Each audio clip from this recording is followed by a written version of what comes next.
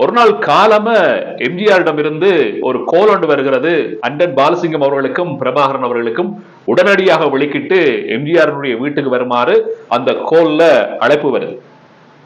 இவர்களும் என்ன ஏது என்று சொல்லி பயந்தடிச்சு என்ன முக்கியமான விஷயமா தான் இருக்கும், இப்படி ஒரு நாளும் எம்ஜிஆர் அவசரமா கூப்பிட்டதில்லையே என்று சொல்லி பதட்டத்தோடையும் ஏதாவது ஒரு முக்கியமான விஷயத்தை தான் எங்களோட பேச போறாருன்னு சொல்லி விழுந்து அடிச்சு கொண்டு இவர்கள் ரெண்டு பேரும் வெளிக்கிட்டு எம்ஜிஆருடைய இல்லத்துக்கு போறார்கள்.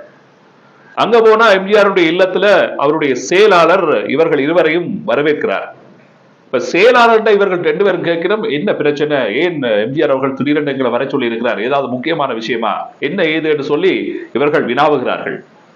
அப்ப செயலாளர் சொல்ற விஷயம் என்னன்னு சொல்லி சொன்னால் ஒன்றுமில்ல, எம்ஜிஆர் அவர்கள் தனக்கு பிடிச்ச, தான் மதிக்கிற, தான் நேசிக்கிற நபர்களை காலை விருந்துக்கு கூப்பிட்டு அவர்களோட சேர்ந்து மேசையிலிருந்து சாப்பிடுறது வழக்கம்.